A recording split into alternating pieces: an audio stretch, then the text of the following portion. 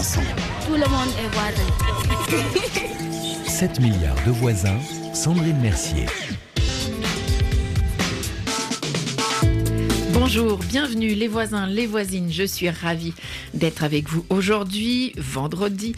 On parle d'éducation comme d'habitude, direction Singapour, un petit confetti en Asie avec ses airs de premier de la classe et son modèle d'éducation qui semble faire réussir les élèves. En effet, la cité-État a obtenu le plus haut score dans l'enquête PISA, vous savez, cette enquête qui évalue les acquis des élèves de 15 ans, ceci dans 72 pays de l'OCDE et l'enquête a donc été révélée l'année dernière. Les ados singapouriens sont les plus forts en maths, en sciences et en lecture.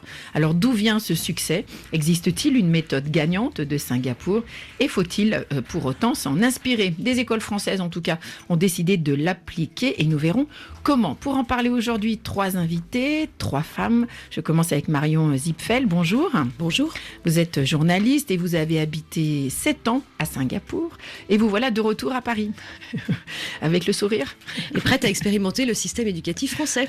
Après avoir expérimenté donc le système à Singapour, l'école internationale, vous publiez Portrait de Singapour aux éditions Ikari. Donc vous racontez effectivement toutes les expériences, les adresses, les bons plans à Singapour par ceux qui y vivent. Vous nous direz donc combien l'éducation en tout cas est importante dans la vie d'un Singapourien. Je confirme. À fond. Beaucoup de pression sur les élèves.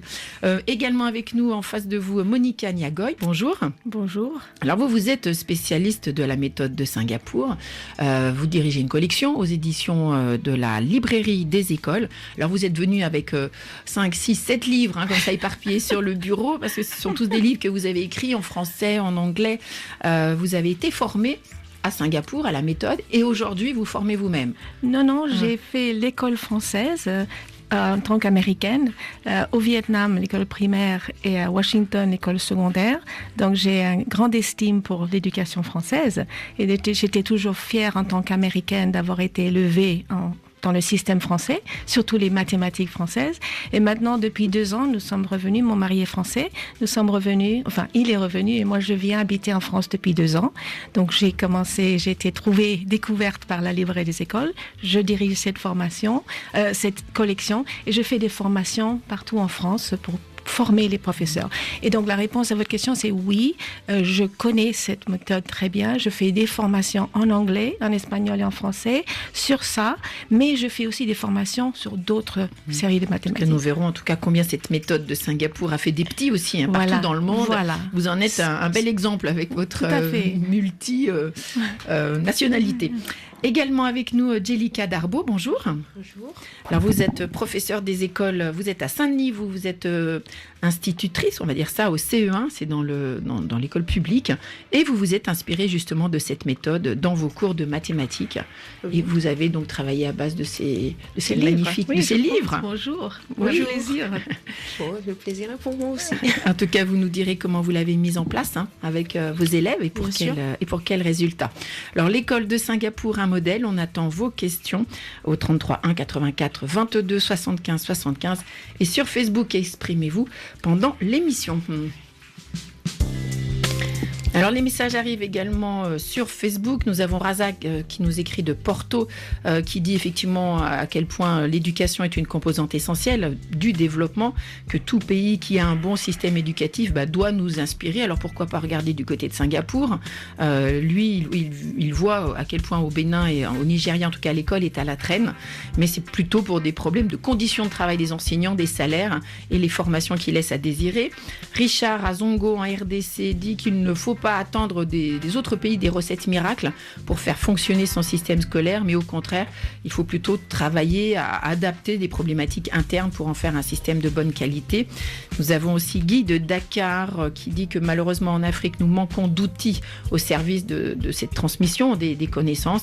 Et alors pourquoi pas utiliser la méthode de Singapour, mais en même temps, il dit qu'il ne faut pas trop copier non plus le modèle, mais il pense qu'il faudrait avoir plutôt plus de moyens. Alors continuez d'échanger sur Facebook ou appelez-nous au 33 1 84 22 75 75. 7 milliards de voisins. Tout le monde est voisin. Et je crois qu'aujourd'hui, j'ai découvert que j'avais plein de voisins.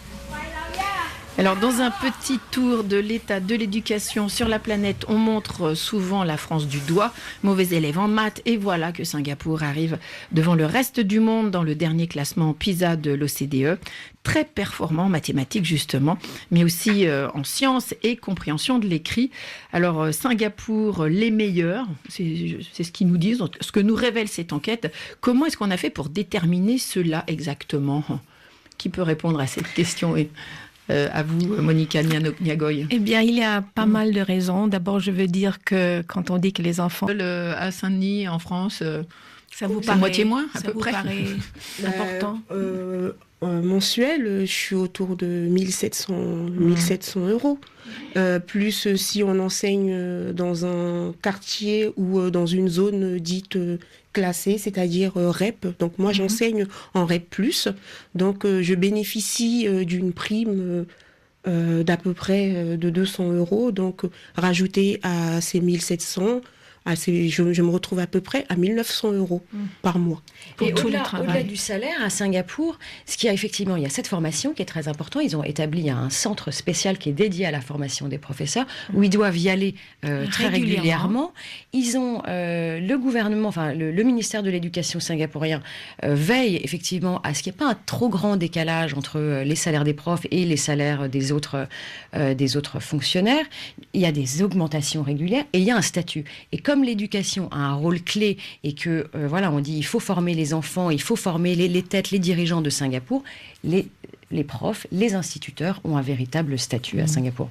Et ce qui n'empêche pas, en tout cas, le développement des cours privés. Sinon, ça, c'est vraiment la particularité. Vous l'avez vécu de l'intérieur, je dirais. Oui, Marion, alors ça, à Singapour. je pense qu'on ne peut pas mettre un pied à Singapour sans ne pas voir toutes les pubs, les panneaux géants pour dire qu'on va vous faire des petits génies, le superstar des 3 ans, des 3 ans.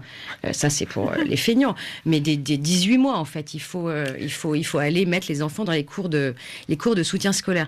Il y a plus de 850 centres de soutien scolaire. Comme c'est un vrai sujet à Singapour, mais qui est aussi un vrai sujet dans tous les pays asiatiques, à Hong Kong, en Corée, il y a de nombreuses études là-dessus. Et en gros, il y aurait 8 enfants sur 10 en primaire qui prendraient des cours de soutien.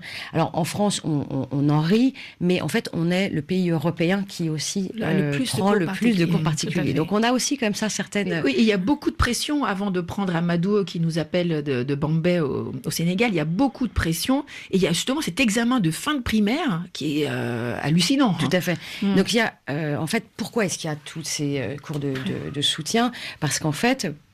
l'école primaire, à la fin de l'école primaire, il y a un examen qui s'appelle le PSLE, donc qui est le Primary School Leaving Examination, donc l'examen de fin de primaire, qui en gros va déterminer finalement un petit peu votre vie, puisqu'en fonction de votre score, vous allez être dans une école qui sera plus ou moins bonne. Donc la sélection, elle se fait déjà à 10 ans. Il y a des filières déjà dès la 6e, la 5e. Exactement. Et quand c'est le PSLE à Singapour, c'est pratiquement ville mort, c'est-à-dire que les parents sont évidemment encore plus stressés que les enfants, tous les efforts sont mis là-dessus, ce qu'il faut manger, il y a même des pubs sur ce qu'il faut manger pour être en forme pour les examens, et donc dès 2 ans on les dope. On les dope au cours particulier pour que le jour de l'examen, ils cartonnent. C'est quand même beaucoup de pression. En France, beaucoup de pression. le baccalauréat.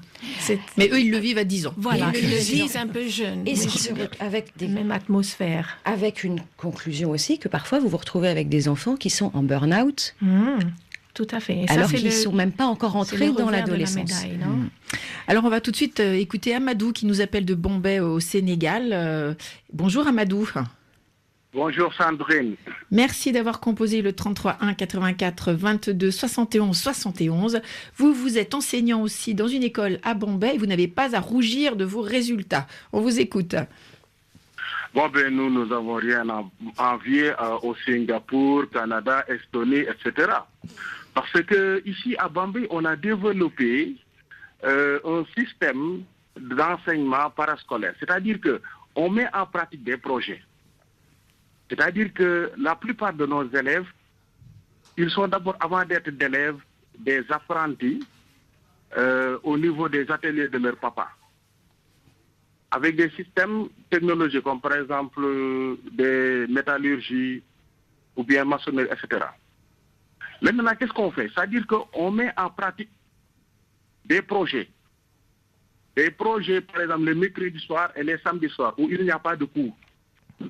Et maintenant, ces projets, lorsqu'on réussit cela, on réoriente cela dans notre enseignement au niveau des écoles. Et l'objectif est vraiment très satisfaisant. À chaque fois, les élèves comprennent les concepts mathématiques ou bien les concepts en sciences physiques, parce que nous élaborons les concepts dans le champ conceptuel de leur environnement. D'accord, donc vous les adaptez vraiment directement dans la vie professionnelle, en prise avec des menuisiers, des ébénistes, des carreleurs ou des choses comme ça, en prise directement avec la vie professionnelle locale. Voilà, exactement. Et le résultat se fait sentir parce qu'à chaque fois qu'on participe sur des concours internationaux, mais il y a 2 fois où on a rencontré, par exemple, Singapour, Canada, et à chaque fois on les a battus à plat de couture, en 1997 et en 2008 aussi. Donc il y a la méthode de Bombay maintenant, il va falloir compter avec la méthode de Bombay aussi. Il faut effectivement, non mais c'est passionnant, cette interaction, cette interactivité avec les professionnels. Monica Niagoy, vous voulez réagir? Non, c'est justement cette idée de projet. C'est ça qu'il faut faire à tout âge, parce que les mathématiques, c'est quelque chose qui est vivant. C'est quelque chose qu'on fait, on interagit avec, on réfléchit, on les applique. Et mieux que ça. Pardon? On vous écoute. Oui, je dis, et mieux que ça, c'est-à-dire que ce n'est pas simplement au niveau du collège ou bien du primaire. Voilà. Mais ces élèves qui sont en primaire et collège, ensuite, lorsqu'ils vont au niveau du lycée, en baccalauréat par exemple, depuis 4 ans, le lycée de Bombay est toujours classé premier lycée public au niveau des résultats du baccalauréat. L'année passée, il n'y a que 2 lycées privés qui se sont classés premiers. C'est-à-dire que l'école Maria Moba de Corée et aussi l'école britannique militaire. Ensuite, nous sommes venus en 3e position et nous étions la première institution publique. Magnifique. Donc c'est pour vous dire que, comme vous l'avez dit, le système Bombay a rien à envier aux Canadiens, à l'Estonie, à Singapour. Bombay, c'est le flambeau incontestable des mathématiques et des sciences physiques au niveau du Sénégal. Bravo. Alors nous ferons une émission spéciale, promis avec vous. On va les installer. On garde vos coordonnées, on fera une émission spéciale sur la méthode. Je dis, on pourrait l'intégrer à la méthode de Singapour, étant donné que nous sommes à la recherche d'une fusion. Voilà. Donc nous serons très prenants. Pourquoi pas? Pas faire des choses à part, mais englober des choses de sorte que on arrive à quelque chose de mondial. Vous me faites penser à ce que je dis aux parents, parce que je fais beaucoup de formations pour les parents aussi, parce qu'eux doivent être pas extérieurs à l'éducation de leur enfant, mais participatifs, et ils le veulent. Et je leur conseille toujours, le soir, au lieu d'avoir des conflits avec les enfants sur le devoir, parce que tellement souvent, les devoirs, c'est l'objet de conflits, de pleurs, de cris, et les parents le disent eux-mêmes, les enfants le disent. Faites autre chose, faites des projets, des jeux, à travers lesquels les enfants appliquent leurs connaissances mathématiques et les perfectionnent. Et si on fait des projets actifs, interactifs, collaboratrices ou collaborateurs, alors les mathématiques deviennent un plaisir, une joie, et pas quelque chose qu'on doit subir et souffrir. Alors, comment effectivement faire des mathématiques dans la joie? Nous en parlerons avec vous après, effectivement, Jalika Darbo, comme vous appliquez la méthode de Singapour et que vous êtes ouvert à d'autres, puisque c'est le principe. Oui. Amadou, vous restez, on garde vos coordonnées, on va les donner à Jalika et à tous nos invités. Merci beaucoup pour votre appel. On continue après Tiki Aiki, qui est chanté par Theo Lawrence and the Arts.